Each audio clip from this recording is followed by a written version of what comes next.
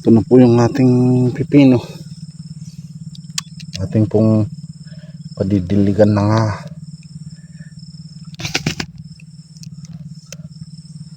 Chicken manure natin.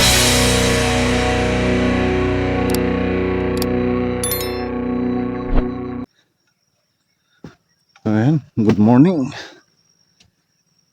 Dito naman tayo sa ating garden. Ito yung ating daanan.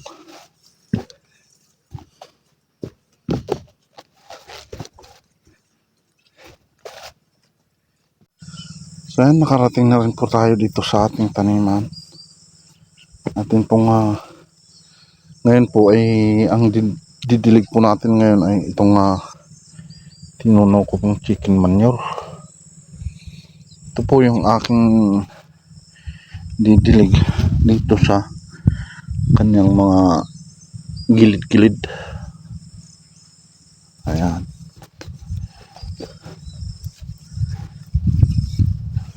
Ito po naman ay natutumba. Kailangan po nating pakapit. Ayan, meron pong mga maliliit na insekto na puti-puti.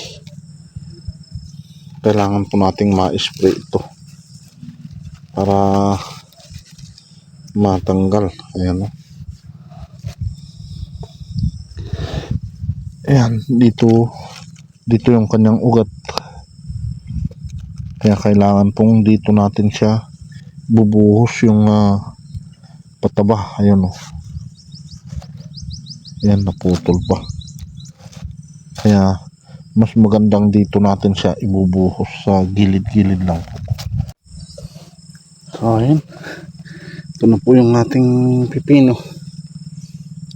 Ating pong padidiligan na nga chicken manure na tinunaw. Ayan o. Yun. Ito yung ating mga sugot. Kala ko yung mamamatay ay buhay naman pala. Ito po yung ating gagawin. Yan. Dito lang po sa malapit. Kung itong malalaki pwede na sa gilid. Ayan. Ito natin ibubuhos sa taas ng puno.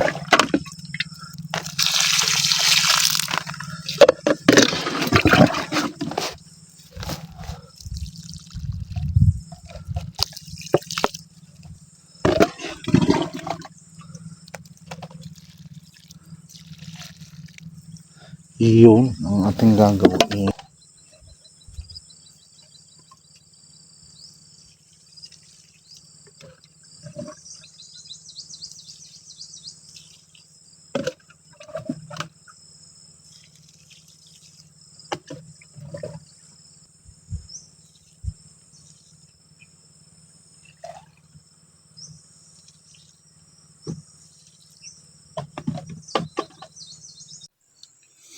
Yan, tapos ko na rin po itong mga diligan ng pataba na chicken manure. Yan po yung aking ginagamit dito. Alternate po eh. Yung susunod naman po ay urea at saka Nitrabor ng ating winner at Nitrabor ay yan po, may lumalabas na bulaklak. Ay ang liit pa po ay ito nga pala ay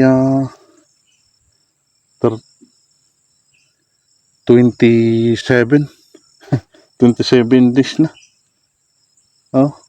27 days na ay ganyan pa rin. Hindi po.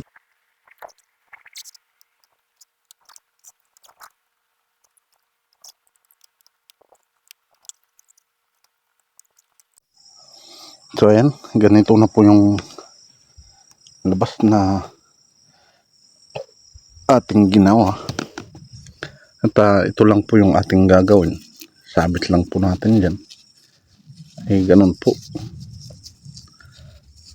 Yan, di pag umaakit yan, susundan po yung tali. Yan naman po ang ating naisip na diskarte na ating gagawin po dito. Para po, ayan, tuloy-tuloy. Akit dito, diretso na siya. Yan. So, ayan, nalagyan po natin ito ng, nalagyan ko na rin po lahat na itong tatlong flat na hindi ko natapos. Akin din pong paakitin yung aking tanim na pipino. So, ganun na po. Dahan-dahan lang po yung ating pag-angat kasi po yung kanyang puno ay maano po siya. Madali pong magagalaw yung kanyang puno. Ayan. Ay madali po siyang mamamatay. Ay malambot po kasi yung lupa. So ganito yung ating mga gawain dito sa ating bukid. Ayan.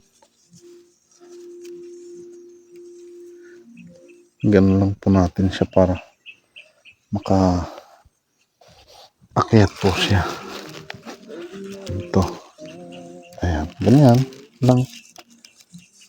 Para hindi na kailangan ito yung ating ipulupot dito. Kailangan kasi kung minsan kung wala po itong ating nilagay na ito, kailangan pong ito yung ating itatali dito sa puno dito sa trellis. Since nandito na nga ito, madali lang po natin itong mailalagay. Ayan ganyan lang po. Ayan, di susundan po niya yan. Yan yung ating gagawin. Kaya po natin ginawa ang ganito para mas madali. Ayan. Ganun lang. Ayan. Kusa na siyang aakyat. Pero kailangan din po natin kapag tumataas yan ay siguradong lalabas ay every morning na puntahan po natin yung ating taniman ay kailangan din po nating paakyatin din. Tulad niyan.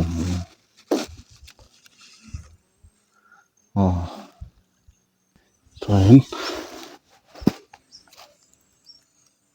Tumayo na. So ayan na. Maganda ng tingnan kapag nakaakyat na yan. Naka-form po sila, hindi yung sila ay tawag doon, yung parang nakahiga, walang direksyon. Tulad po niyan, meron din po siyang direksyon. Ayan. Ito, susundan po niya yung tali po natin na parang tali ng gagamba. Ito, sundan po niya paakyat. At ito po, meron pong mga tawag nito. Nakikita. Yan. Ang kanyang mga suwi. Bawat suwi niya, ayan, meron pong, ayan, yung bulaklak.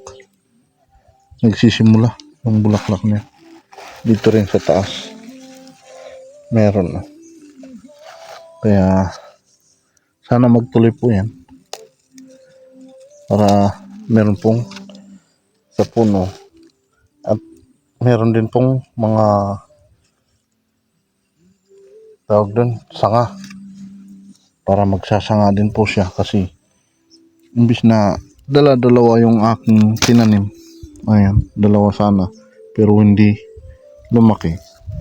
Naging tig-iisa na po yung ating natapos ngayong umaga.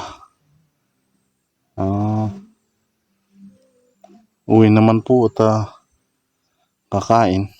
Balik mamaya. Pagpapatuloy po natin ang mag-i-spray nga pala ako mamaya.